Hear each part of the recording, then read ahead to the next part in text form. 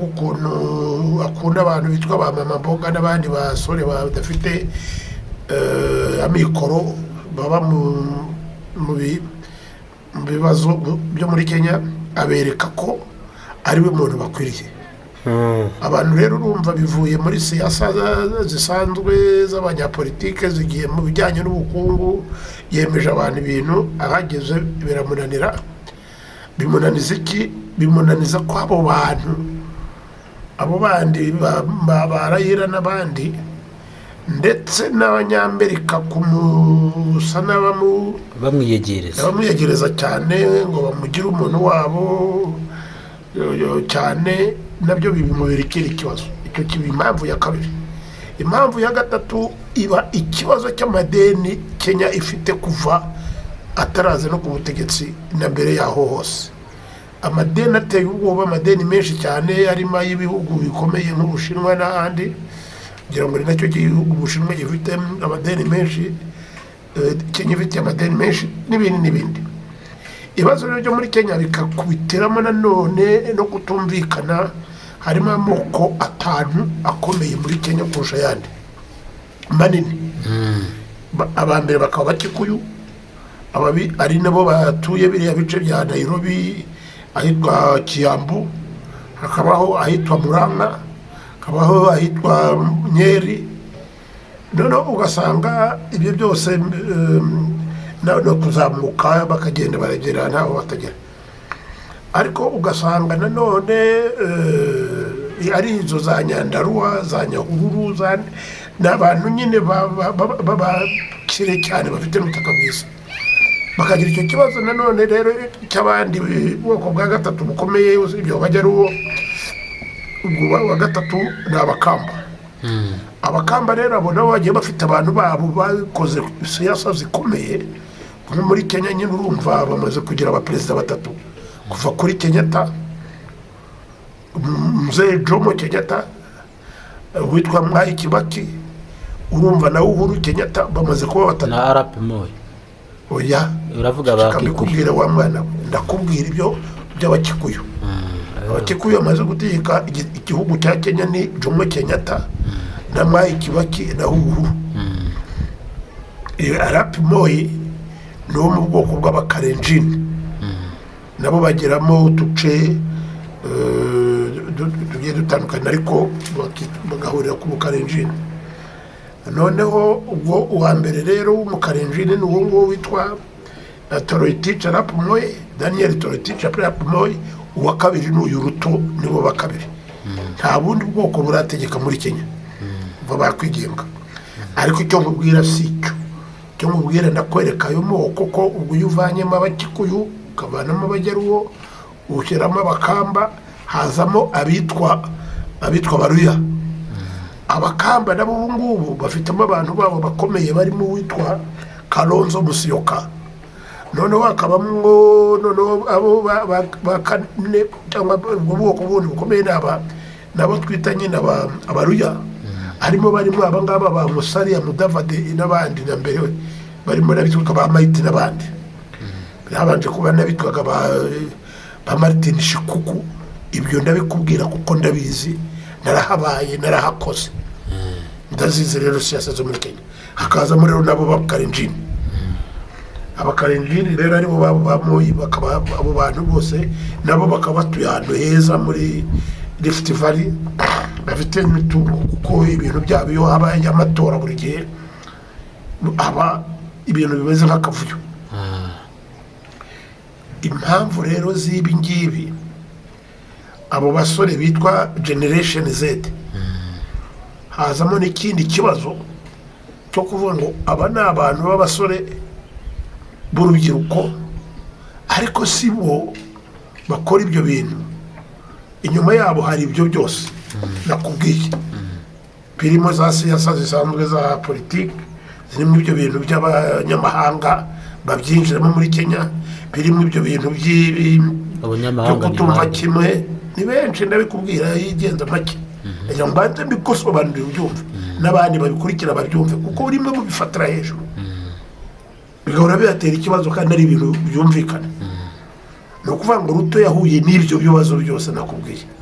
hari busubiremo nabikubwiye bijyanye n'ibyo by'amoko yabo kutumvikana hagati yabo, ibijyanye na za politike zabo zisanzwe, urabona na za politike zabo yose buri gihe barazihinduka.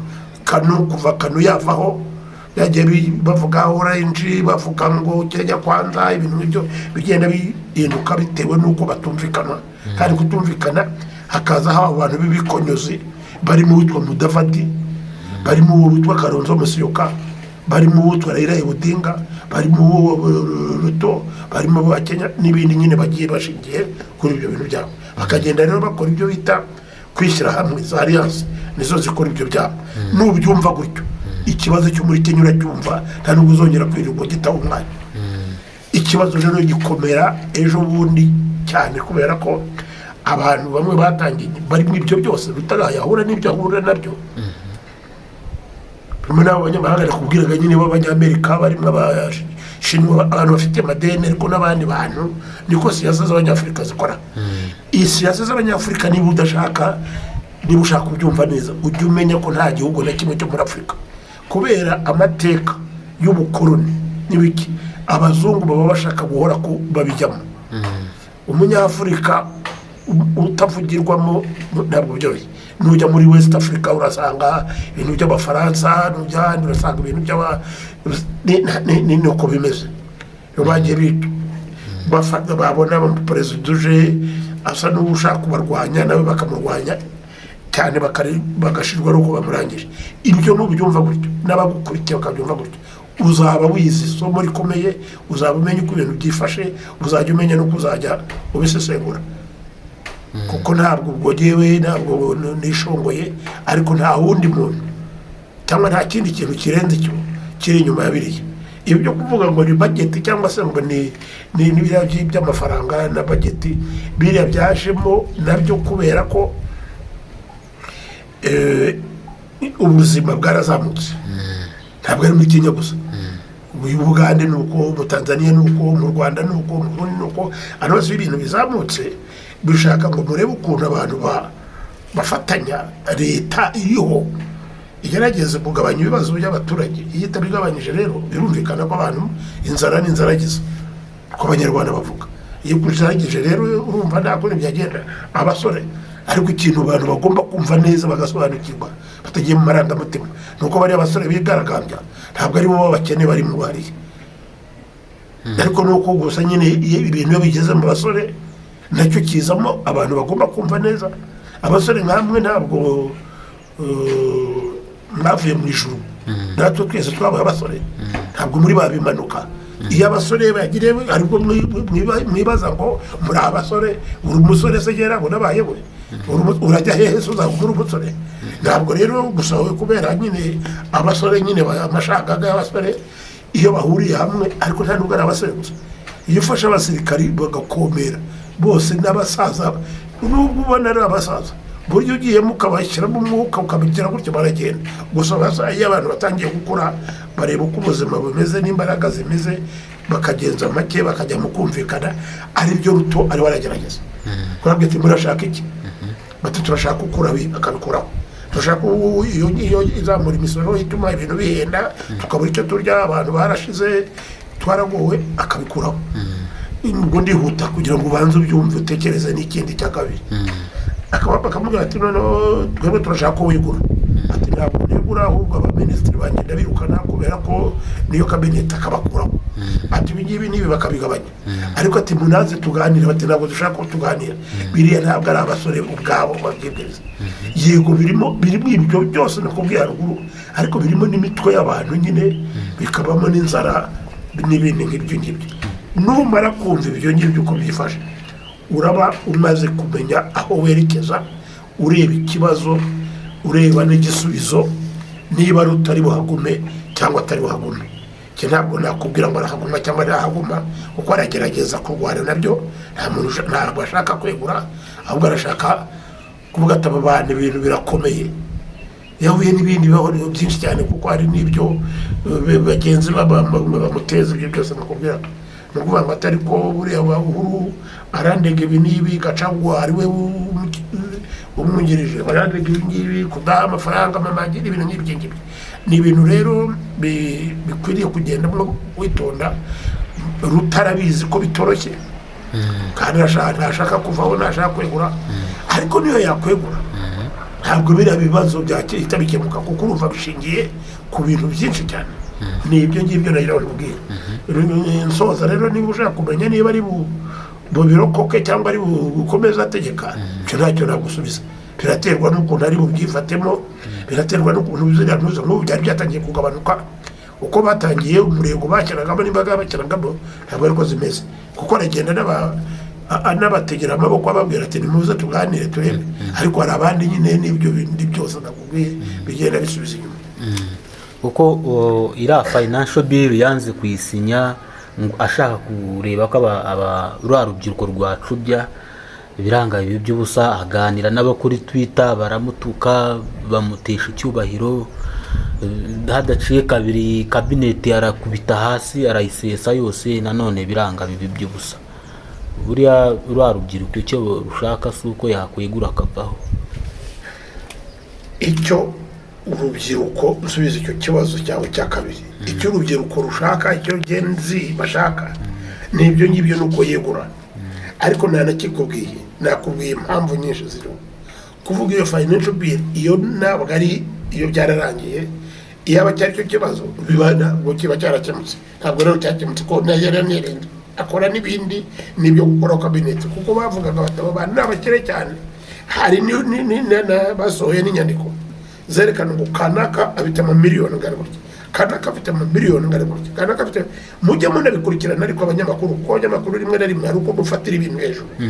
Umwe akaza n'ibyo undi akaza n'ibyo, kubera ko na social media nayo yarasaze ubwayo, abantu bakagera aho. Ikindi kibazo afite n'ubu imyigaragambyo yabaye ejo cyangwa ejo bundi, harimo umunyamakuru wapfuye. Abanyamakuru nabo bari kwigaragambya, nabo baravuga bati nyuma ubyumva neza, ubu abanyamakuru nabo ubwabo bari kwigaragambya, nabo bati nawe genda. Ariko ibyo byose nyine biriya bintu biranduzanya ari politiki. Nuko uri umwana ukiri mutoya ujye ureba nk'iby'ibintu byagiye biba n'ahandi ibyo regeranye no mu Rwanda. Ntabwo interahamwe zahagurukiye umunsi umwe, interahamwe zagiye zica abantu mu Rwanda. Njye niho ugenda ndeba n'ahandi hose hatangiye abantu bamwe bakavuga bati twebwe turi interahamwe, bamwe bati turi power, turi MDR power, abandi bati turi parme hutu, abandi turi pe. None bakagenda banduzanya, bamwe barufasha abandi kuri gukoronga, mbyite gukoronga. Bamwe bakavuga bati turi interahamwe, abandi bati turi niba ari Nkeragutaba, bavuga bati begerana bavuza induru babishyira mu baturage, babishyira ahantu hose. Ni kuriya rero uzanuza zikorwa. Ntabwo ari igitangaza cyo muri Kenya, nta namwe ari kurimo. Ibi bintu byageze hariya abantu batangiye na za greve wagiye kuri universite bitangirwa n'abantu bato bikagenda bikora. Bitewe rero no kubyifashemo biragabanuka bigahosha. Hari n'ababijyamo kababwira ati turabarasa nta kundi nk'umuti. Imiti rero ni myinshi, ntabwo ari giye uyifata, ndakwereka giyewe gusa nka Professor Maro nk'umuntu w'umwarimu. Murabibabwira mwese ko mwese muza hano ntabahamagara. Ngeze mbahamagara bamwana muza hano nimwe mu mbagara n'abandi benshi. Hari n'undi wari umamagaye muri wari wa TV mbaza hano saa 5 ndamubwira nta mwanya mfite, kuko mfite undi mwana wo muri Z show. Kuko rero ntabwo uza nushaka kuza nyuma y'isaa 6 atuye ndabana nagiye kuri televiziyo kuri star. Namwe nushaka nkurere ntabwo njyewe mbinginga gusa ngerageza kuvafasha kugira ngo mbereke yuko umuntu w'inararibonye ibi bintu ndabizi cyane cyane byo muri aka karere. Wakubwira ngo azi ibintu byo muri Kenya kurusha hano, ubwo se yaba yabindusha gute? Umuntu wambwira ngo azi ibyo muri Kongo kurusha abindusha ateze. Ari by'Kinshasa na za Mbujimayi na za Bandundu na za ibyo byakumvikana, ariko Igoma na Bukavu nirirwaga ubu bintu by'ikamara hano. Nirirwa njye gutanga ibiganiro za kaminuza ibyo wambwira ibyo Dar es Salaam, ubwo yaba ari n'umusazi n'uwaritekereza atese ko n'abantu nzi n'ahantu nzi ngiye abantu n'ahantu nirirwa n'ahantu nkurikirana. Kandi nk'umunyamakuru mukuru ufite experience, ntabwo ari ukwishongora, ariko niko ibintu bimaze. Ngira ngo n'abagukurikira bagomba kuba babikubwira, kuko nicyo gituma ugaruka wabura turiya muzazi byatubwira n'ibyo kandi abivuga bikaba.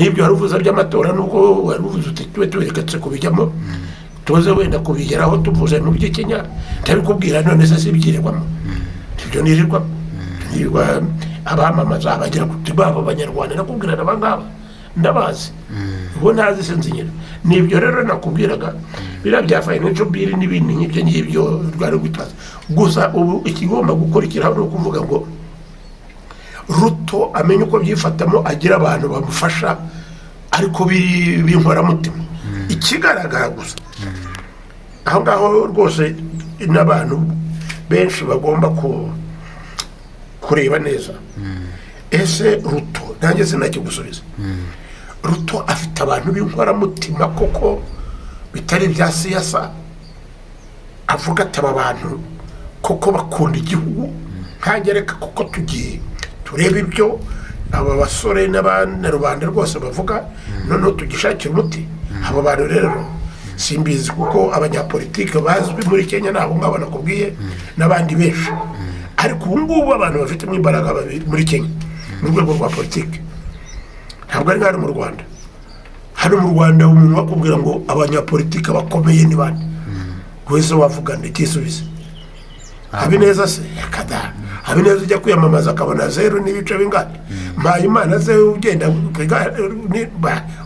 ninde se wavuga ngo arakomeye ariko hari abantu uvuga uti hano kuko ati hano no uvanye mafande Paul Kagame kuko uti wenda wagereranya n'akana ariko abo n'abantu uvuga utabana abantu b'inararibonye wenda mu rwego rwa RPF inkotanyi cyangwa se mu yandi mapati ariko ntabwo ariko bimeze muri Kenya muri Kenya hari abantu bibikonyoze koko batajya banyeganyega aribo nakubwiye kandi nabo bafite impamvu zagendera kuba batera imbaraga abasukuma aribo nakubwiye bitwa bakaronzo umusiyoka wo mu bwoko bw'abakamba akaba afite abandi bene wabo bitwa bandete n'abandi bamuri inyuma hakabamwe abaza mu bwoko bwa abo bamudafati abo mu cyongereza twita power brokers abo baba bitari power brokers n'abantu baba bazwi muri politike y'igihugu runaka bazwi bafitemo ababashyigikiye benshi nk'ibyo bya mudafati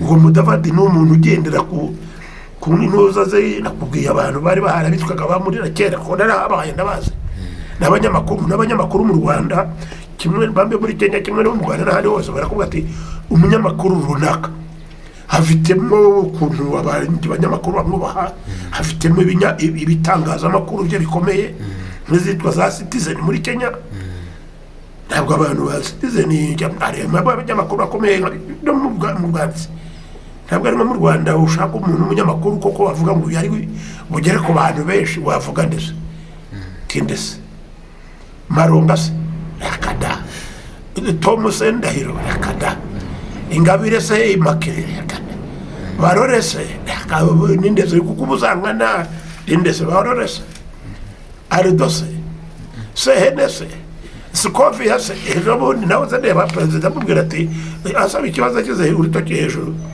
tugende kwa Skovia ndo mu Rwagasabo president mubwira ati najyaga nkubona muri ibyo ndarishima cyane kuko yumvaga ari nk'igitangaza kandi koko n'ukuri ntabeshye nanjye amenye byanshimiye nguko nibyo ntabwo beshye kuko ntabwo muzwi iyo ugize imana ukumva rero nka perezida kuze ntabwo nta gitangaza kirimo ni kimwe na Oscar Kim yakoze ikiganiro bwa mbere agikoresha na perezida n'undi mwana w'umukobwa ubu ngubu nyine abantu bahita bavuga ati yeye uriya ni igitangaza kubera ko bwari ubwa mbere ko n'ikintu nkakiriye n'abandi ntabwo ari benshi mu Rwanda rero nuko abantu ariko muri Kenya usanga harimo abantu bafite ibinyamakuru nk'abari bari uriho muri TV1 barahari bazwi ubona nyine bakanyakanya ariko ntabwo bafite imbaraga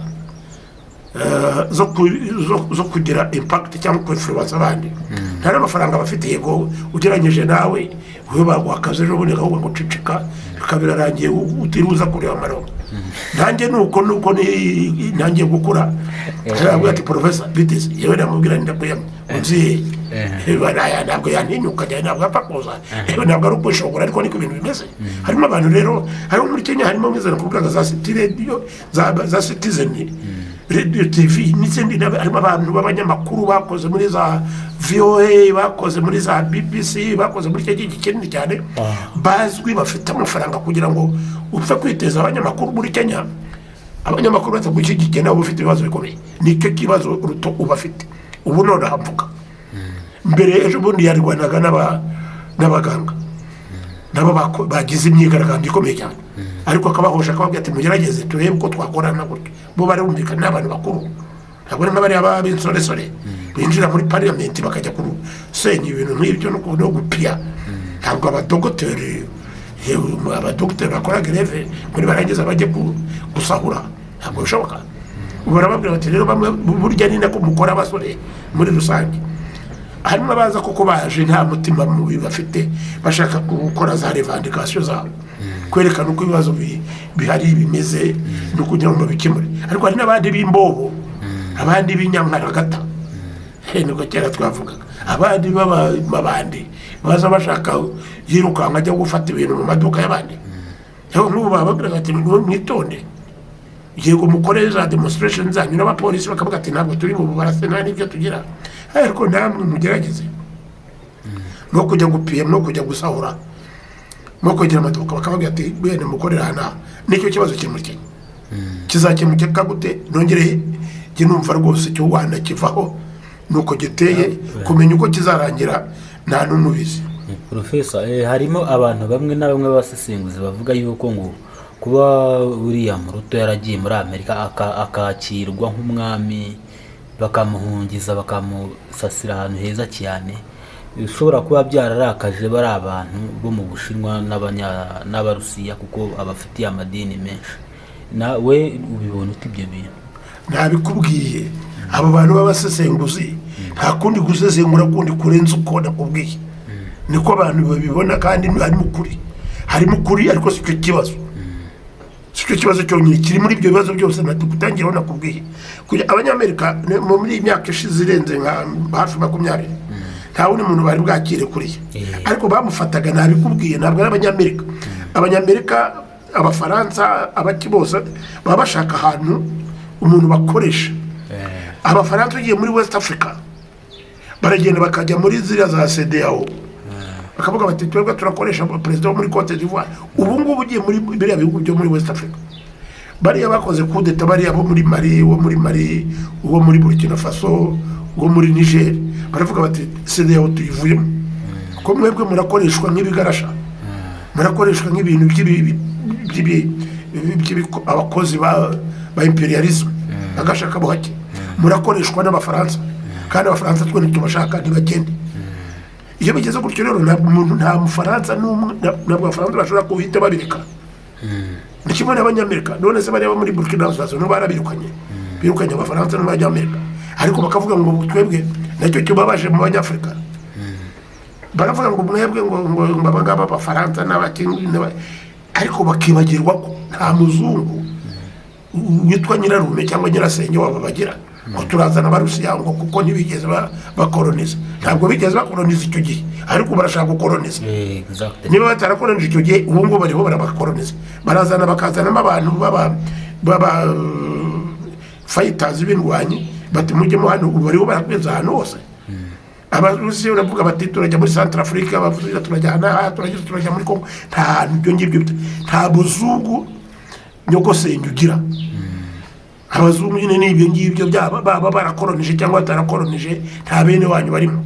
Nicyo kintu nacyo kibabaje. Kubera iki? Kubera ko icyo gihe amateka yagiriye Afurika nabi cyane, abashyiramo ibintu byinshi cyane, arabacinyiza, arabakenesha, ariko cyane yabakenesheje mu mutwe. Abantu bagakora mu bintu nk'ibyo byose, bagera aho ngaho bagasanga ahandi bari buruhungire, umwe agashaka agakurura yishyira. Byaba ari ku rwego rw'igihugu, Cote d'Ivoire igakora yishyira, Senegal igakora yishyira, bati faye nageraho biragenda, Sonko biragenda. Ariko mumaze kwirukana uyu nguyu, namwe muraje mweje muze muhindure siki. Biriya rero abasore nkamwe ugiye akiza nawe n'amashakaga n'ibikinguye nitwa Traoré, kubera ko agenda agera mwumva ari byo. Ariko nawe mwigi wese ki kora bari niko batangiye. ariko mwebwe nyine ntimureba ngo murajya hehe abenshi mwumva ngo nanjye mbigize mwamunda nirya byo noza ariho gukora uriya Raila aragenda akigira nk'umuntu w'umusore nawe ngo abasore ibintu byose ariko iyo ni siyasa niko ibintu bimeze uri umuyobozi uwo waba uri we wese na hano ugiye mu Rwanda ukavuga utabasore muri aho biraryoshye muri rusange burya iyo ukora kampani ureba uko abantu batekereza ntabwo ureba uko utekereza oya na buriya abantu b'abanyabwenge wabonye na Perezida Kagame nayo njye tugagaruka nabo murebe Kagame akagenda akavuga ati nyanya Kagame yakagenda nyanya yes nyanya ni iki ndabizi ko ntacyo yarazi ibyo aribyo nanjye sinzi ibyo aribyo ariko uko ari imfura n'umuntu w'umutware uzi ko abantu bakora ndikuza abantu niko ku isi yose niba uri Trump uragenda ujye mu bantu uza hariya niba uri indi uwo ari we wese ugomba kumenya uko abasore bakora ukamenya uko abasaza batekereza ukamenya uko imbobo zifashe iyo umaze kubamenya ukamenya uko abantu bawe bameze ni nacyo gituma ubona umuntu nka Perezida Kagame usibye ko Kagame bafite ikintu cy'umwihariko kitaba handi ntuzanamugereranye ntuzanabitekereza ntabwo mbivugira ko ndi umunyarwanda cyangwa ko ari uko mukunda genda mukunda kufite impamvu zanjye abo bose ndabazi nabikubwiye atazanakubwira ngo abasesenguzi ni bandi uvuga yabambwiraga nk'akana kanambwira ni abanyarwanda ngo ninde ufite nk'aba tugahika azaze duhike nabaye muri Kenya abo baruto abo ba Uhuru iwabo ndahaza barayira mu majyaruguru n'indimi zabo ndazivuga ndahazi rero ndahazi abantu badukurikira barabizi neza ko ndahazi bazi ko nakoze muri Simba bazi ko nigishije high school ibyo ndabizi nujye bugare ni ukabiri ko abantu mira nanaganira n'umunyamakuru ndagenda nkabiperereza nkareba mu Rwanda ndabizi ubusa mu Rwanda bambeshya uwo ntazi sense nyine ariko ukareba nk'umuntu nka Perezida Paul Kagame uriya nta nubwo ari umuntu usanzwe njye mbibwira abantu kabya nteko hari ukuntu mutareba abantu murajya gushaka ngo mushakira ngo muri za demokarasi ngo muramushakira muri za no u Rwanda n'abanyarwanda ntabwo ushobora gufata Kagame ngo umugereranye n'abandi baperezida bari hano n'abaturage Kagame yinjiye mu Rwanda ubasigana bivuga abantu ntabwo bari babizi akakubwira ati yewe ndi umwana mfite imyaka 10 ntaragera ku myaka ingahe navuye hangenda gutya mama yari kanaka yagiye batari kanaka ati data yakoraga muri Trafipro yatangije Trafipro dako nyuma najyaga nutakakoye ukuntu yajyaga azana imyaka 16 17 agaca ahantu ejo naye mbonye ahantu avuga abantu ko akajandarume kamugete hagarara waragakapa ageze hari yiruka nkarara aragendegera muzi ariko niyo nabivuga nubwo ngo hano arahaza akagenda akigera akajibutare agiye kureba anti we nakagaruka ariko abizi neza ko nindahura ni ahubwo nicyo kikoreka ko ari n'umuntu udasanzwe ibi byose akaba bizi umwe mutazi n'ibyo aribyo yinjira hano ari umuntu w'inkotanyi fayita apana siyasa ntabwo yari umukaga umusirikare ukomeye kandi ntabwo yabyigiye aha kuko yavuye ni Uganda ari umuntu wavuye muri Amerika afite experience militaire ntabwo wapfa kugira akakwereka yuko ahageze abanyarwanda baramubona abantu bose bashize babaresikape abantu b'abanyarwanda ari munsi mukareba ntabwo mujya mutekereza mu mureshi arakubwira atari ko abasore mwebwe mwe na rumwe n'abanyarwanda wabyo mugira rimwe na rimwe nicyo gituma musenya bimwe akavuga ngo ntabwo ati byo Kagame Paul nta wabise yubatse cyangwa tubatse ntabwo wabisenya ndeba kubera ko hari n'ibindi byinshi mu muta abantu bagomba kureba wambwira gute yuko umuntu muri iki gihugu yarafite abasirikare benshi cyane twagira abantu twese twari abasirikare benshi ariko avuga abantu baramekuye barabamara ariko akakuye ati nawe arabivuga n'abandi twese turabivuga turabizi turabibona ati mugenze make no kwihorera ngo nimwihorera igihugu kirashira umuntu abakemera kandi bikagenda agafata igihugu akagishyira ahantu ku murongo none bigakubitiraho n'imico yanyu y'abanyarwanda wowe na so na bene wanyu uko mumeze wenda nushaka kuvuga utese wowe biti ko numva usa nkaho uncira urubanza ndamaze ntabwo ngucira urubanza ariko ndabazi kuko nanjye ibyo byose ndabizi byangiza ingaruka ndabizi bimwe nyine nkabirengaho ariko nicyo nkubwira nkabubwira ngo ntabwo wafata igihugu nk'u Rwanda n'amateka yacyo ngo urugereranye na Tanzania igihugu nabayemo neza no Samia na Nyerere ari Nyerere cyane bahiwe mu rugo ubwo urambwiriye ariko abantu bakamubwira ati Nyerere ni muconga meno kuko yari afite amenyo ameze nk'ayaconze ukuntu ahubwo yaturiye ni Musa injiya Musa bakivugira ibyo bashaka kuko hari ukuntu Tanzania n'Ubuswahili culture imico y'aba Tanzania ni imiterere ariko abantu bakanajya n'impaka n'ibintu bari abantu bamwe bakanatukana ubundi muri Kenya nuko n'ahandi nuko Uganda mu Rwanda ntabwo ariko imiterere y'imico yabo imeze noneho bagera ahantu abanyarwanda bareba batari ko iyi myaka 30 ishize yigishije abanyarwanda bose nta n'umuvuyemo baba abasore baba abicanyi abashenzi bisha abantu baracyahari muri iki gihugu hari abari hanze ariko bakareba bagatari ko uriya muntu ntabwo asanze ubu se n'ubabona ntabwo mvuga ko reba bayingabire ingabire utamuzi wagira ngo ni umuntu w'umugore ngo w'imfura ngo yarenganye biki genda ujya mu mateka ye mbere wumva ibyo avuga akigera mu Rwanda ikintu cya mbere yaje avuga kwari kujya ngo ku Gisozi ngo ntibajya no kwibuka ngo jenoside yakorewe Abahutu ibintu nk'ibyo ubwo se wowe ariko Perezida Kagame akamureba akamubwira ati wowe ibibazo byawe ariko ndakubabariye ukongera ugakomeza bagakomeza banakwinginga akanabibabwira njyewe yajya amarongo nabona bikora gutyo kinakumena wowe nagukubita rwose kirarya kuko n'imishinyange nigiriza n'ibyo nahuye nabyo ntabwo nabyihanganira hari ibyo nakwihanganira hari abantu benshi ariko bareba umuntu nka Kagame Paul biranabikwereka neza ntabwo ari umuntu usanzwe wabyemera utabyemera waba uri igipinga utabiye igipinga upfa kuba ufite mu mutwe hazima nta muntu ufite mu mutwe hazima ubona Kagame nk'uko abandi ubibonamo n'abandi bantu no impossible mbere igihe nanjye najyaga nkeka ahubwo nkakeka ko ari uko FPR inkotanyi twese collectively nanjye ndimo cyane mvuga ni wenda nuko tuba twakoze na kampanye n'ibiki byo ntabwo ari byo Kagame afite ikintu cy'umwihariko kidagira aho gihuriye na FPR inkotanyi yego nyine FPR inkotanyi kamwamamaza ariko nabikwereka Kagame yamamaza yabonye amajwi 99 n'ibice hafi 90 iri ruguru mu majyaruguru nyiramwe amajyaruguru 99 n'ibice 70 hagakurikiraho western iyo wacu yongiye hagakurikiraho iriya east abantu banyuma batoye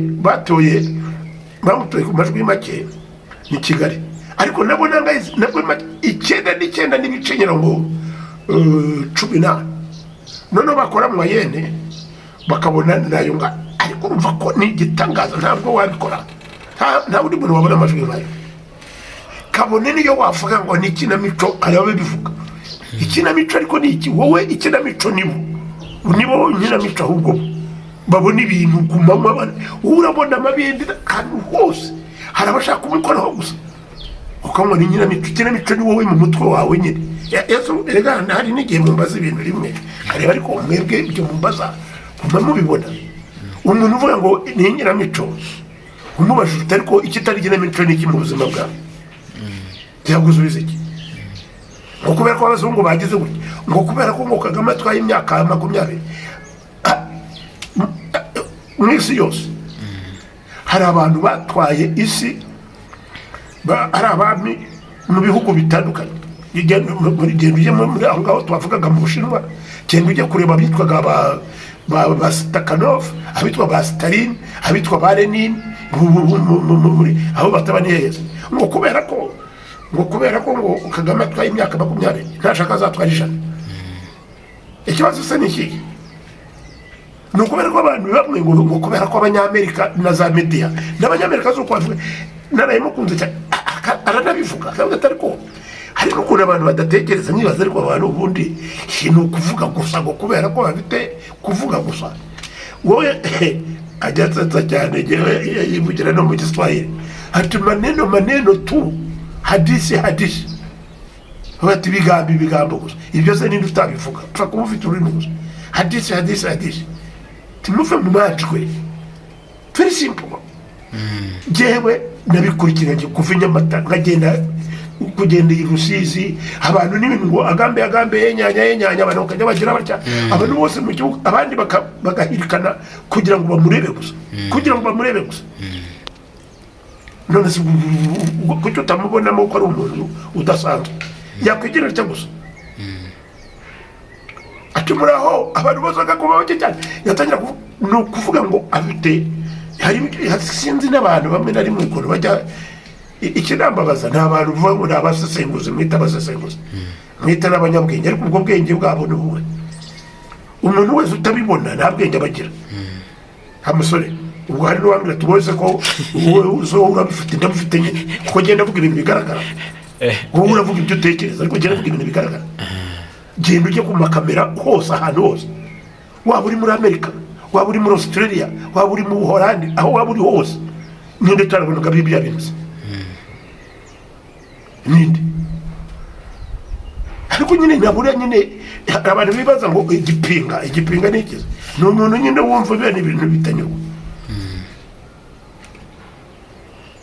kandi ni ibintu bisanzwe mu mico y'abantu nuko abantu bameze ntabwo rero ibyo bihawe umwanya Yesu ubwe ntawe nabonye ariko abantu benshi twemera ko Yesu cyangwa Muhammad uzi ibibazo Muhammad yahuye nabyo na Yesu yahuye nabyo uzi ibibazo Yesu yahuye baranamubamba ahubwo uvuga ko abantu bamwirukaho cyane profesa cyo abantu babirukaho cyane abantu nujya kugereranya abantu ujya ureba ibintu by'ibikorwa byabo ni nacyo gituma twese abenshi dukunda twumva Yesu tukamukunda Muhammad ni ukubera ko bavuga bati yakoze ibintu n'ibi na Kagame rero n'undi uwo ari we wese na Ruto twatangiraho n'abandi bose uti dore ibintu yakoze dore ibintu yatugejejeho dore ibintu yavuze dore abantu ukuntu bamukurikiraga iyo baguha isura y'ukuntu Yesu yagendaga i Galilaya ntabwo baguha isura y'abantu ko baturaga hariya ntabwo niho ngerageza kubagereranya kuko Yesu we nta nubwo nigeze amubona ariko uyu naramubonye ntanamwumva avuga nta handi bumwe avuga ukuntu ariko uyu nguyu iwe avuga abantu bose babona hari n'amahirwe na za media ahubwo za media nazo hari n'abantu bibaza ngo nasomye ngo muri media se ni iki media y'umuntu wasaze nayo nyine nasa wowe se wowe wa mwana witwa Zedi William we niba uri umusazi waba wavuganye na professor uri bugende nyine uvuge nk'umusazi kandi wavuganye na professor ufatemo ibyo mvuga byiza niko wagombye gukora ibikungura bigiye cyo bikungura haba ari ibyo ugira ariko wowe ushatse kunuka wanagenda ugafata n'ibyo twavuganye ukareba akantu ushyiramo ukarekana ko ndi satani ibyo biranakureba jewe ntabwo bindeba ubundi se nigeze nguhamagara ariko rero ntanyu ugize satani nyine ubutaha ntiwagaruka ariko genda babwiza ukuri hari ibintu bifatika isi yose ibona dushobora guhisha ntabwo ushobora kuba uri inguge ufite akanino kabi gatukura nka kuriya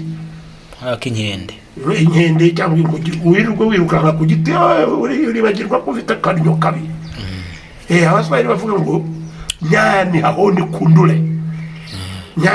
kundulake harimo abantu bamwe bavuga ibigambo abareba ariko aba bantu babino kandi abantu bizi kendi Professor Zoinso cyabo abantu ahubwo yabandi nabo bajyaga mu nzara tugakora forum kabisa tukavuga tuti Professor Zoinso uri muri Amerika rwose amusore wowe Professor Zoinso uri muri Amerika wowe munyamakuru ngo classified ukareba ibintu bavuga ibyo ni abantu bamwe babaswa ibindi ni ibintu by'abantu b'abakene bahaye amafaranga ibi ni ibintu by'abanyapolitike politiki ntabwo nta bucuti bubamo politiki nta bantu bucuti nta n'urukundo rubamo urwigize baranabivuga biranavuga.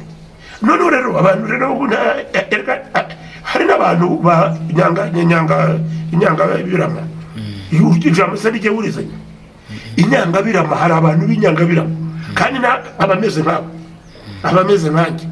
Ntabwo inyanga birama ari abantu batize. Inyanga birama ni abaprofesors. Harimo abaprofesors b'ibigoryi, harimo abaprofesors b'ipfu, harimo abaprofesors, harimo abamekanisiye b'ibigoryi, harimo iyi si ni kwimeze. Ntabwo ushobora kubona umuntu abantu bakunze. Ntabwo haye urugero nakubwiye ko sibye n'abantu buntu n'abantu bo mu bitabo twita mu bitabo ubundi byose barabyemera. Abantu bapinga Bibiliya ni bangahe? Abariho ni benshi cyane. Abapinga Korowani ni bangahe? Ni benshi nabo. Bize hese ku buryo bajya kuyipinga, ariko kuko ari Bibiliya akabyo nabyumva. Hari ukubwira ati Maronga we buri yarisariye ni mu mureke, kandi akakwereka ko nasaze, kandi muginga niwe wasaze. Ariko ze urapimira ni ibintu nk'ibi. Jewe nicyo gituma mubwira wa mwana we, iyo pima ndakubwira ni jewe Ruto ibi ngibi ni ibibazo bye, Perezida Kagame ibi ni ibibazo bye n'ibisubizo bye, Museveni ngibi akabigira. Iyo abantu rero bagushyiraho amajwi bakagutora kuri 99 niyo bavuga ngo bibye, ariko se bibye kereka ni no kuza muri iyi nzu.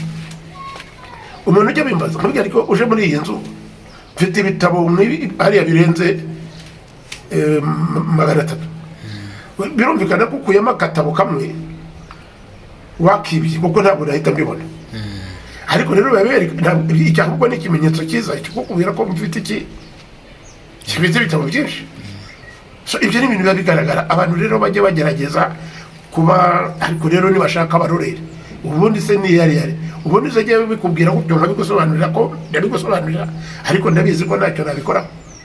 Unfortunately ndabigaragaza ndabikwereka kabisa. Ntabwo nzi kubogama never. Abantu barakubwira bati no Perezida Maronga amujya nta mpamvu nimwe yatuma ngibyo nguko ukora gusobanura ibyo abazungu na muzungu n'umwe. Hari akaririmbo k'abarundi nkunda kwiririmbira, njya numva n'abahanzi baba bandika ari abaririmbyi. Iyo umuhanzi afite hari akantu mukuramo, hari indirimbo ivuga ngo nta murondo n'umwe ngikundasha, uwo nakunze baramucanyesha.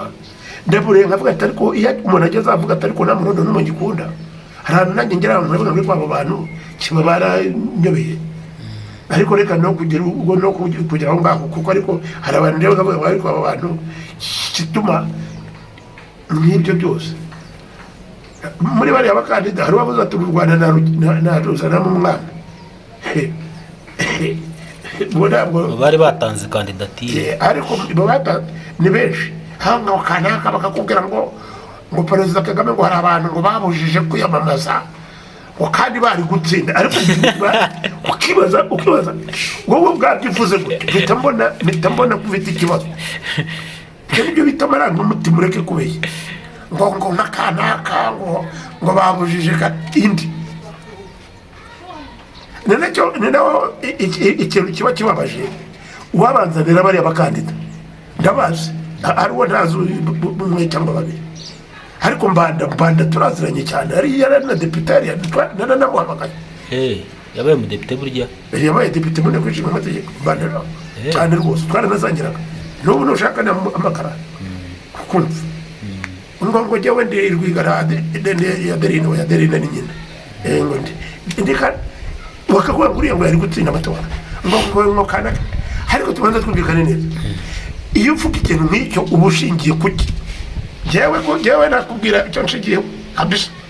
Byanashobokaga ngo nuko ibi bintu by'ibiganiro tuba tugira, uraza ugasanga hano ukambaza ndi jyenyine, ariko iyo hano haricaye undi muntu ngo amenyuze. Ibyo byakubwira ngo basesengura uminyuza twumve ahangaha ngo kubitira habona rwose, mwereke ko Profesa Maronga ibyo mubwira ari ibintu nzi, ni ibintu nakora ubushakashatsi. Nta bwirasi buri mu mirata ngo utangire uti nta bigambo, nta gucinya inkwara. Niba ari ugucinya inkwara nyicinyira ndi kimfite imyaka 65 kigero kimwe cya Kagame. ndusha umwaka umwe cyangwa ibiri. Ibyo byose aho yaciyemo nanjye ndahazi rwose, bwajya kubwira wakubwira amateka yanjye nanjye. Ntabwo rero nta kintu rwose kabisa, ariko nakubwira uyu ni umugabo va ku giti dore umuntu, kandi nkwereke neza neza. Umugabo w'i Burundi wigeze kuvuga witwa Micombero hagati niyo waba wanga urukwavu ntukabe ikigoryi ngo wemere yuko uvuge ko warusha kwe, urukwavu urakurusha kwiruka tu. Abantu rwose umugabo kivuga umugabo sawa akubwira ibintu bye arute rwose namukunda, n'ubu ndamukunda, ariko sinamukundiraga iki ukuntu yiyamamaje. None ibyo yamamaje byamugarutse kuko ntabwo yashoboye kubishyira mu bikorwa, kandi sinange bivuga. Ruto nawe ubwe yizira hano ibyo avugaga byo muri Amerika, wenda ngisorezeho. Ruto yagiye muri Amerika baramubwira batari ku ibi n'ibi bimeze gute, atereka mbabwire nari kumwe na Perezida Paul Kagame, nubwo quotation tina Kagame yanyigishije ibi n'ibi, ntabwo ari Kagame wenyine. Kagame yanyigishije ibi n'ibi, Kanaka yanyigishije ibi n'ibi, ariko se Kagame ugenda mu bihugu byose by'Abanyafurika, ugenda mu bihugu by'i Burayi, ibihugu bikomeye nyine abantu twemera birimo nabo bagiye nabo banyamakuru, akicara hano agatanga ikiganiro n'abandi bagenzi bakamuha za digiri za honorere, agera muri wowe uburi kimuvuga. Niba ujya gukritika ibyo nawe ubikubujije, ariko rero ntabwo ngewe ibyo ngibyo ntabura nanjye kubivuga. Aze Profesa, buriya William Ruto aramutse avuyeho ubona Kenya yayoborwa nande? Inde William Ruto aramutse, reba nk'ibyo by'abasore, ubwo uramaze ikibazo wowe urabaza Profesa ngande buryo nk'umuntu usobanukiwe. wowe uzi ko ndi Profesa cyangwa nabyuze? Ubuze nubona ko ndi umusaza w'inararibonye cyangwa nabyuze? Ntumaze kuzana inshuro zingahe nabyuze? Ntabwo nyumva mu mateka y'isi yose saraho naba. None urambaza ikibazo nk'icyo ngisubiza gute? Ubujya wese ndeba imbere, ubuze ndi Imana ngo nkubwire ngo wakewe umfu ngo Kenya avuyeho. Icya mbere cyo ibyo bintu byo kwibaza ngo rutavuyeho simbitekereza ibyo, ntategereza rutaveho. Hanyuma ngo cyayoborwa nande? Cyayoborwa nande sinabizi. Icyo nakubwira cyo nakubwira ngo Ruto kugira ngo afeho nuko we ubwe no kuvuga ngo ariko ejo hari ubabajije Perezida Kagame ngo reba rejo ribashobora ngo niye nama wagira Ruto ngo mutabara. Uramubaza ngo atabare Ruto, se Ruto nigeze amwitabaza? Cyo ni cyambere. Icya kabiri niyo yamwitabaza, ntabwo icyo ngiye cyari ikibazo wamubaza icyamubwira, kuko birashaka ngo yamunamushuje neza cyane ati cyakemurwa n'Abanyakenya ubwabo. Jewe kuba nzi mbone ko muri Kenya bigenda ntabwo bivuga ko nabaye igisubizo. Yaba nari mfite icyo gisubizo nta nubwo ari kwirirwa umbaza, nari kumubwira my brother Samuel Ruto, hano hari umugabo witwa Maronko, umwana w'umutambyi, enda shaka mukorere ka bato magique ko bita akantu ko bugenge kanyura bugenge n'ubugenge bwayo nkagukorera mukirize bibazo. Nanjye rwose nkazasaza mvuga nti nafashije umugabo w'umuperezida gukemura ibibazo, ariko ntabwo ari ibyo, ntabwo ariko bimeze. Nta n'undi muri iyi si usibye nanjye, nta n'undi wamufasha kubikemura. None kiriya kibazo kirashaka ngo bariya abantu babifitemo uruhare, nabakubwiye benshi cyane n'impamvu nyinshi cyane, noneho barebe aho igisubizo cyava. Ntabwo rero nta wahamenya, ari jye sinamenya, nta n'undi wahamenya, nta muntu n'umwe kuri isi wamenya. Imana yonyine niyo yabimenya. Icyiza cy'Imana ari nacyo kibi cyayo, hari ubwo itagusubiza. Mwese mukavuga Imana nyine irinda Abisiraheli, ni nayo irinda ibisambo byo muri Isiraheli. Imana irinda imfura zo muri Isiraheli, nayo irinda abicanyi. Imana irinda nyine uwibye, ikirinda n'uwo yibye. None ubwo Imana ntabwo rero nabijyamo, ariko genda yemera mu buryo bw'ikimaronga. Ntabwo rero icyo gisubizo cya Ruto, icyo nzi cyo aho ibintu bigeze rwose mu ijambo rimwe, aho ibintu bigeze Kenya ifite ibibazo bikomeye, kandi kugira ngo uzabone umuntu ubihosha isubire uko yari imeze ntabwo byoroshye. Profesa, tusubira ku matora yo mu Rwanda, ni iki yabonye kidasanzwe mu matora tuvuyemo, matora ya Perezida wa Repubulika? Ikidasanzwe nta gashya wabonye? Ntabwo ari agashya, kinabonye ibintu byinshi bidasanzwe. perezida Kagame atangira kwiyamamaza mu 2003 naragiye nicara ngaho hafi yicaye nk'ahari ibyo nabikwereka nayo ni amateka ariko kuva yatangira kuva mu 2003 mu 2010 nta hantu nigeze mbona na rimwe uko yiyamamaza nta gashya karimo nta na gato we ubwe ku giti cye nka Paul Kagame ariko RPF imwamamaza hari ibintu byinshi byahindutse n'abantu nka RPF hari ibintu nagiye mbona kabira ukuntu imbaraga zagiye ahubwo nk'ejo bundi cyane byaranangaje kuko ejo bundi RPF wabonaga ahantu nta kintu utakoze ariko amajwi ya RPF aragabanuka ntuzeho gatoya kubushize ngira ngo muri 17 abakanda ba RPF bari babaye 40 ubu ni 30 nabangahe ngira ngo babanze harimo na PDI nayo yari yajyaga mu ruhande rwa RPF iva mikura mu ntabwo ari cyane ariko abuzo mu myanya nk'ibiri cyangwa bitatu ariko icyo ni ikibazo ku ruhande rwa RPF inkotanyi ariko ku ruhande rwa Kagame ku ruhande rw'abantu abaturage b'abanyarwanda nabonye urubyiruko mu buryo budasanzwe urubyiruko bya bintu bavugaga abana b'abasore n'inkumi bambara ibintu bati Kicukiro hari agacyayi abandi basi mu Ruhengeri abantu ngo Kagame yagambe izina ndirimbo zo mu Ntombo za Rusizi bakubita amaguru inyuma nk'abatera amaguru inyuma bagira batya nyanya ntumva indirimbo ntabwo nabyumvise ari nyanya nkavuga ariko se aha hantu aho yewe n'abanyarwanda byari bwa mbere mbibona mu Ruhengeri iriya ruguru Musanze n'abavuga igikiga neza nari narabyumva nuko nta muntu n'umwe yapfiriye hano mu Kicukiro hano nkabona bakora ibintu byose hari abandi sinzi icyo ushaka kuvuga utwari two abonye bavuga bati jewe uyu ni umugabo wanjye jewe ndi umugeni bakazana niba ari inuze ngo byavuye muri Turukiya ariko uyu nguyu yabitekereje kujya kubigura koko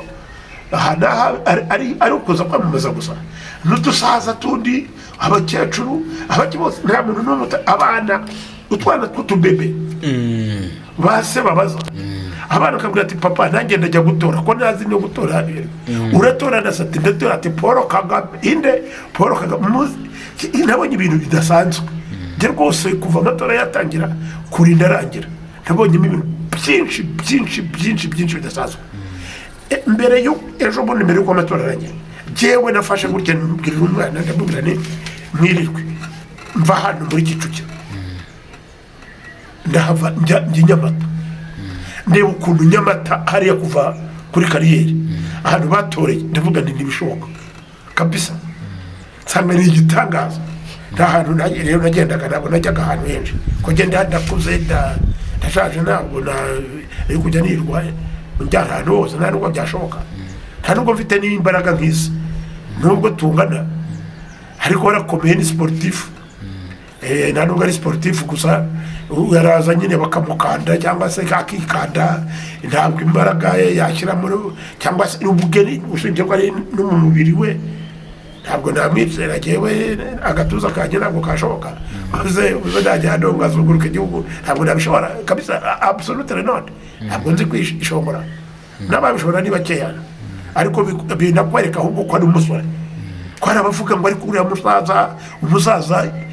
umusaza niba ari tayito mzee bityo nabyemera ariko ako arakomeye wowe umuntu uzunguruka igihugu cyose mu gitondo yavuye aha ejo ngo ngiye Nyagatare ejo avuye akagenda kandi akavuga ntabwo biriya bishoborwa n'abantu bake bishoborwa n'abantu benshi biriya bishoborwa n'abantu bake nta n'uwo ndabona kabisa ko nabo bagendanaga wabonaga bamwe bashize ari ukugira n'ibyo rero byose kuri jye udushya twari twinshi cyane nibaze ko igisubizo cyawe nagishubije byavuye mu matora se byo ntabwo byagutu uko byasohotse niko wowe wari ubyiteguye nakubwiye ngo byavuye mu matora harimo abantu bari mu muntu witwa Mpayimana abana baje hano kumbaza b'abanyamakuru nkawe bagenzi babo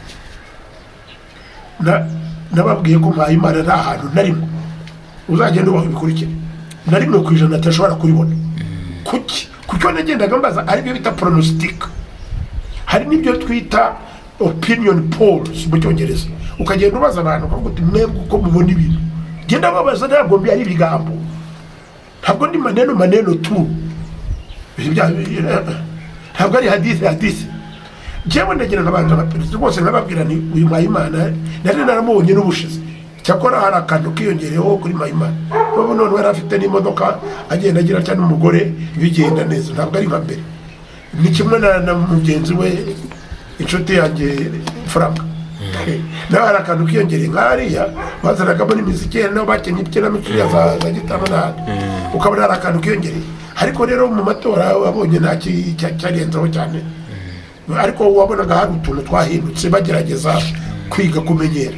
Ngo nizere ko muri imyaka 5 y'ishira ari cyo bigiye kuri zingiza birongera. Rero hari kubijyanye na Perezida Kagame nabikubwiye n'ibyo ngibyo, nta kindi narenza. Gusa urabona ko hari ibintu byagiye bijya amajwi n'ubu ikitwa PER, Parti Liberal, ibyo byaratangaje. Nari nzi ko Parti Liberal ntabyo numvaga, ntabyo nari mperutse kumva. Hari ibiro byayo hano ku Kicukiro, najyaga maca nkabona ariko simabone n'umuntu, ariko rwose ntakubeshye kumbwira ko babonye 10% y'amatora.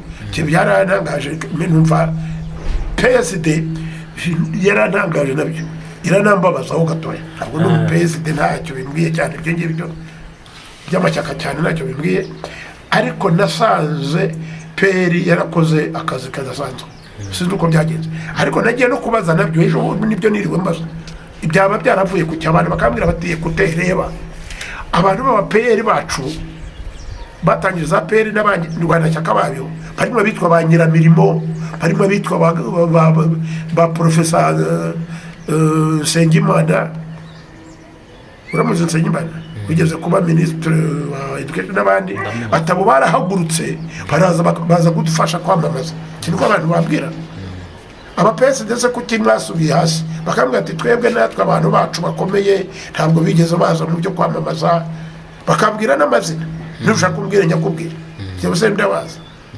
Kuko mba mari ntabwo nzi kuvuga ibintu, ni ibintu nabashije, ni ibintu ngira ngo nacyo gituma kibazana hano, nuko muzi ko mbabwira ibintu nashakishije nashyira hanze biri scientific. Ndishongora cyane wenda, ese wowe uvuga ngo abasesenguzi, abo basesenguzi reka nishongore noneho, cyangwa nivuga ubona ndi nkandisha wangereranya nande abatwaye tuvuga ngo iye ni morale ye mama we ninde ufite nk'aba tukayika nawe uvuga utariko reka mfata abasesenguzi 3-4 duhike.